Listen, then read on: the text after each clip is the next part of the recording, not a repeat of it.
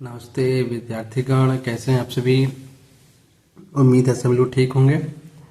आज हम आप अपनी देख रही हैं अभिकथन और तर्क पर आधारित प्रश्न, जो प्रश्नावली 1D है। देखिए, आपको दिखा दे रहा हूँ किताब से ये वाले प्रश्न, इन सबको हम करेंगे।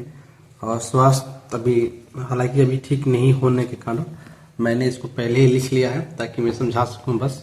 उसके बाद कल या परसों से आपको अगली सिलेबस की वीडियो अपलोड की जाएंगे। 2-3 दिन थोड़ा टाइम लगेगा, इसके लिए क्षमा कीजिएगा। देखिए प्रश्न क्या है, 16 नंबर कह रहा है अभिकथन, यदि HCF 366 और 54 बराबर 6 हो तो तब LCM 336 और 54 बराबर 324 होगा। ये आपका अभिकथन हो गया। और उसके नीचे दिया है तर्क। तर्क मतलब होता है आपकी विचारधारा, आप कितना तर्क लगाकर उसको साबित कर सक रहे हैं कि ये सही है कि गलत है, इसी को तर्क कहा जाता है। ठीक है जी। तर्क में दिया है HCF गुणे LCM बराबर दोनों दी गई संख्याओं का गुणनफल। हमें यही याद करना है। चलिए तो देखिए, हम इसको नोट कर लिए हैं। मैं यहाँ देखिए, आप देख सकते हैं कि दोनों संख्या गुणनफल बराबर, देखिए ये दोनों संख्या हो गया, ये दोनों का HCF LCM, तो दोनों क्या है, बराबर है। तो आप जानते ही ये दोनों हमेशा बराबर ही होते हैं। ठीक है। और आगे देखिए क्या लिखा है कि चूंकि संख्याओं का गुणनफल उनके HCF और LCM के गुणनफल के बराबर होता है, देखिए यहाँ पर है ना, इसलिए अभिकथन A सत्य है और तर्क R भी सत्य है, क्योंकि यह HCF और LCM के बीच मूल संबंध को बताता है। देखिए ये दोनों हमेशा मूल संबंध बताता है ना। अगर ये अलग हो गया, ये अलग हो गया, तो दोनों के दोनों गलत हो जाते हैं। ठीक है। तो तर्क R अभिकथन A का स्पष्टीकरण है। इसका क्या मतलब है? इसका मतलब ये है ना कि आपका ये देखिए यहाँ पर ये दिख रहा है ना, यहाँ पे ये पहला वाला होगा 16 का, ये ऑप्शन नंबर 1 A सही है ना। ये अभिकथन A और तर्क R दोनों सत्य है और तर्क R अभिकथन A का सही स्पष्टीकरण है। ठीक है। इसको आप ब्लैक पेन से लिखेंगे अपनी नोटबुक में, लास्ट में लीजिए। ठीक है जी। 17 नंबर जो क्वेश्चन है, 17 + 5√2 एक अपरिमेय संख्या, इसके लिए भी A ही है। ठीक है। आप अभी मत सोचिए कि 16 है तो उसके लिए A होगा, 17 के लिए B नहीं। 3 प्रश्न दिया है, इन तीनों में से कौन कौन सही है, कौन क्या तर्क लगाता है, इन चारों ऑप्शन में से हमें इसको बताना है। ये नहीं कि इसका ये है तो 17 का B हो गया तो 18 का C है, ऐसा कोई चीज नहीं है जी। इन चारों में से कोई एक को लागू होगा इन तीनों पर, है ना। अब चारों में से कोई भी लागू हो सकता है, तो जो लागू होगा उसको बताना है। 16 में A था, 17 में भी A ही लगेगा। अब 18 को दे, 18 में B लगेगा। क्यों लगेगा देखिए, अभी हम उसको नोट करके रखे हैं, इसलिए बता दे रहा हूँ। देखिए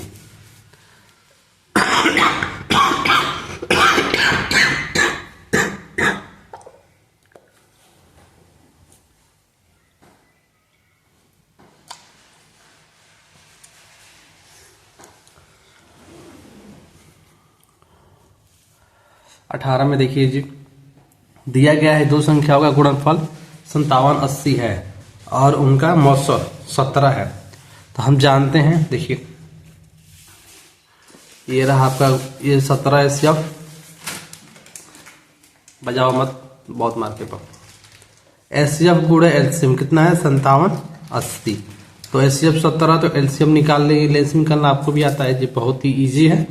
अब देखिए अभिकथन A कहता है, जो कह रहा है मैं वही में पढ़ दे रहा हूँ। ठीक है जी, कि उनका लॉसो 340 है, जो कि सत्य है। दिया भी किताब, ये सत्य है।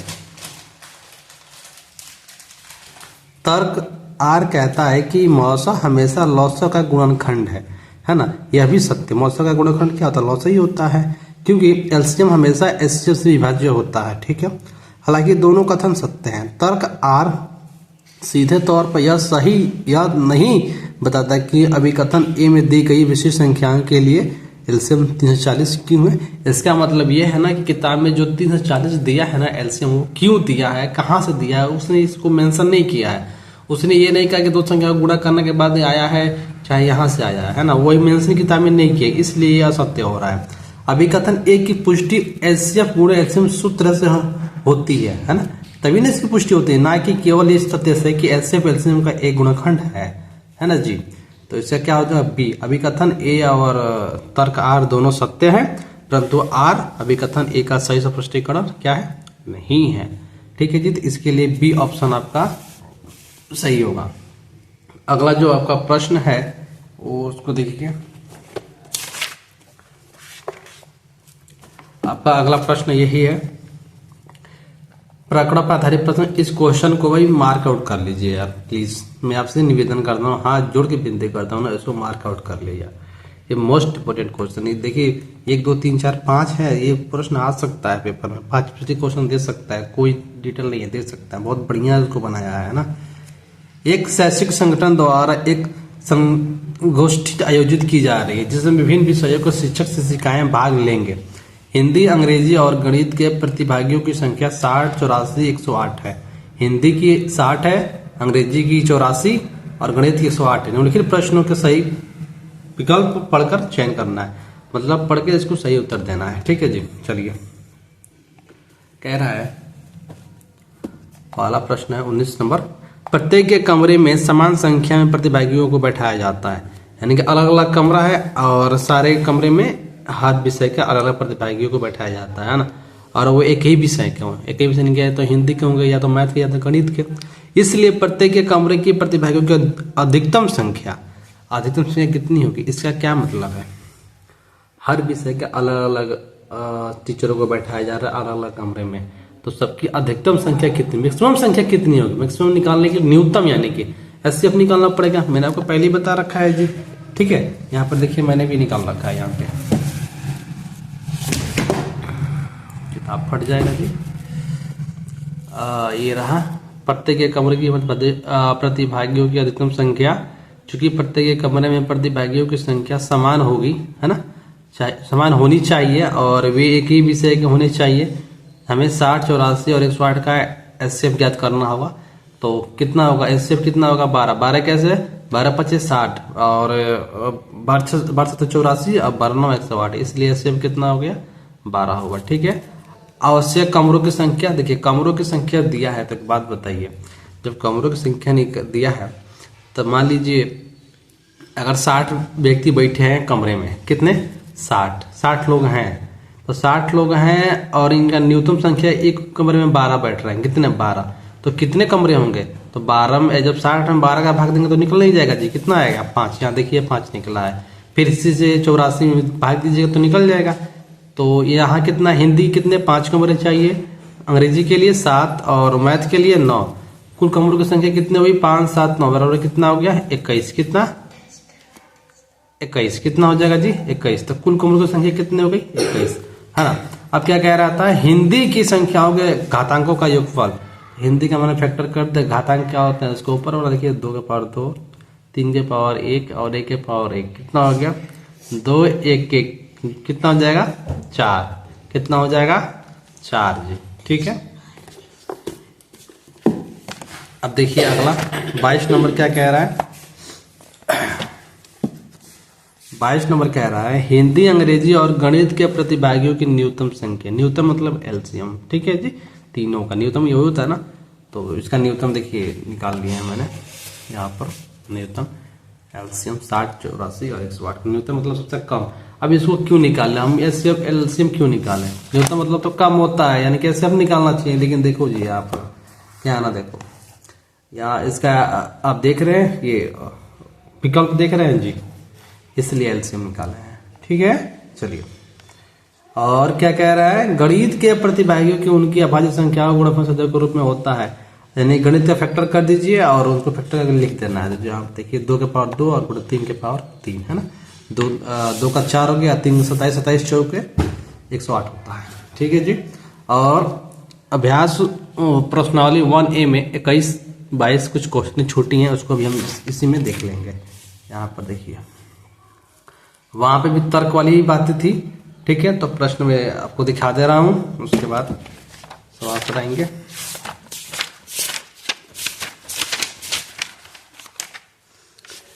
ये रही प्रश्न,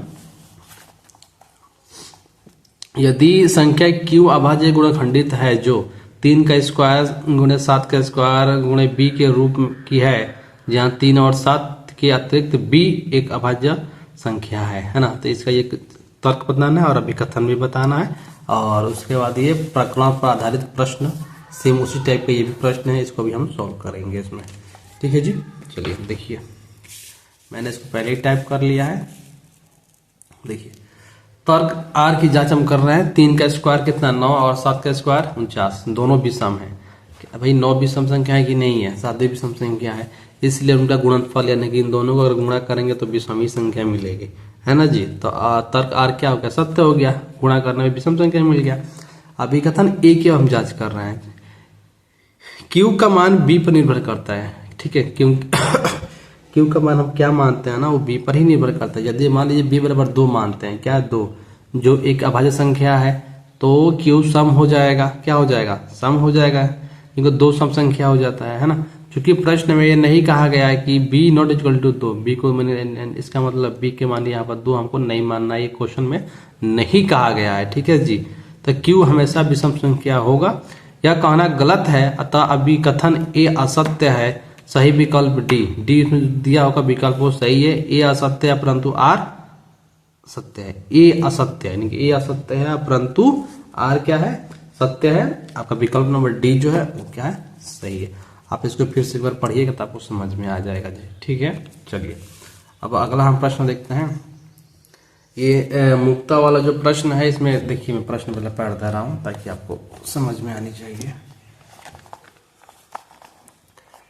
प्रकरण पर आधारित प्रश्न, गतिविधि के माध्यम से गणित पढ़ाना एक शक्तिशाली दृष्टिकोण है जो छात्रों की समझ और संलग्नता को बढ़ाता है। इसे ध्यान में रखते हुए सुश्री मुक्ता ने कक्षा 5 के छात्रों के लिए एक अभाज्य संख्या खेल की योजना बनाई। उसने अपनी कक्षा में संख्या 2 की घोषणा की और पहले छात्र से कहा कि वह एक ऐसे अभाज्य संख्या से गुणा करे और फिर इसे दूसरे छात्रों को दे दे। यानी कि 2 से गुणा करने के लिए कही और एक और किसी अंक से गुणा करने के लिए किसी दूसरे छात्र को बोल रही है ना जी। दूसरे छात्र ने भी इसे एक और अभाज्य संख्या से गुणा किया। अभाज्य संख्या आप समझ रहे हैं जी ना, 2, 3, 5, 7 तीसरी अभाज्य संख्या होती है ना, गुणा करने के लिए और तीसरे छात्र को दिया। इसी तरह अभाज्य संख्याओं से गुणा करने पर अंतिम छात्र को, देखिए लास्ट वाले छात्र को इतना मिला, 17, 32, 50 प्राप्त हुआ। अब मुक्ता ने छात्रों से नीचे देकर कुछ प्रश्न पूछे, यानी कि सब में अभाज्य गुणाखंड किया एक एक लेकर ना, तो उसका ये आंसर आया है। अब इसमें जो प्रश्न पूछा गया है उसका हमें जवाब देना है, ठीक है। विद्यार्थियों द्वारा प्रयुक्त सबसे छोटी अभाज्य संख्या कौन सी है, तो ये कैसे निकालेंगे भाई, तो हम क्या करेंगे ना, इसका फैक्टर करेंगे। सबसे पहले क्या करेंगे, फैक्टर करना आपको आता है, मैंने बता रखा है बहुत पहले ही। तो ये सब चीजें छोटी छोटी चीजें हैं जो अब उसको हाइड किया जाएगा, ठीक है। तो देखिए मुक्ता ने संख्या 2 से शुरुआत की थी, किससे, 2 से की, फिर छात्रों ने इसे अभाज्य संख्याओं से गुणा किया। देखिए 2 अभाज्य संख्या नहीं है इसलिए उसको माफ की, 2 अभाज्य संख्या है। 2 से शुरुआत किया और संख्या कहाँ चलेंगे जी, मुक्ता ने संख्याएं 2 से शुरुआत की, फिर छात्रों ने इसे अभाज्य संख्याओं से गुणा किया, अंत में संख्या इतना प्राप्त हुई। अतः 17, 32, 50 का गुणाखंड है ना, अभाज्य गुणाखंड इतना है, कितना, 2, 3 का स्क्वायर और गुणे 5 का क्यूब गुणे 7 और 11। चूंकि देखिए शुरुआत 2 से हुई थी तो छात्र द्वारा गुणा की गई संख्या कितना कौन थी, देखिए शुरुआत 2 से हुई थी ना, पर गुणा करने वाली संख्या कौन कौन सी थी, 3, 3, 5, 5, 3, 3, 5, यहाँ 5 एक और होगा, यहाँ 5 एक और, 3, 3, 5, 5, 7, 11। देखिए ये 3 का 2 स्क्वायर, 5 का 3, 7, 11, ठीक है। तो संख्या ये इतनी है, शुरुआती गुणा की गई संख्या कितनी है, 3, 3, 5, 5, 7, 11। ये इसका क्या है पहला। और क्या पूछा है जी, इसमें पूछा था कि सबसे छोटी अभाज्य संख्या कौन सी है, 3, कौन सी होगी, 3, इसमें देखिए 3।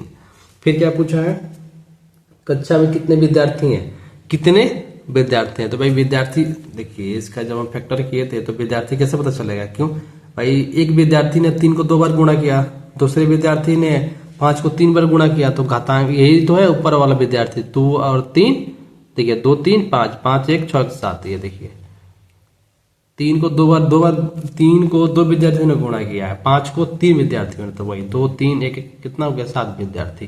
कितने, 7 विद्यार्थी। 24 नंबर क्या कह रहा है, विद्यार्थियों द्वारा प्रयुक्त सबसे बड़ी आभाज्य संख्या कौन सी है, तो भाई तो ये तो 11 ऐसे ही दिख रहा है हमें भी, क्या है 11। 25 नंबर क्या कह रहा है, कौन सी आभाज्य संख्या का सबसे अधिक बार प्रयोग हुआ, तो 5। कौन सा हुआ, 5। ठीक है, आप सभी को उम्मीद होगी कि सारी की सारी प्रश्नावली 1 की समाप्त कर दी गई है और पढ़ा दी गई है। जिसमें भी आपको संदेह हो, डाउट हो, तो आप हमसे जरूर कहिए। और दूसरी बात, आप सबको पीडीएफ, मैं बार बार कह चुका हूँ जी कि पीडीएफ के लिए आप 8102019887 पे आप व्हाट्सएप मैसेज जरूर लिखकर भेजें, ज्वाइन लिखकर भेजिए, मैं आपको ज्वाइन कर दूंगा और आपकी सबको पीडीएफ वहाँ दी जाएगी। किताब की पीडीएफ मैं फ्री में अपलोड करता हूँ। ठीक है जी, चलिए तो हम आपसे मिलते हैं अगले नेक्स्ट क्लास को लेकर। आप सभी का बहुत बहुत धन्यवाद।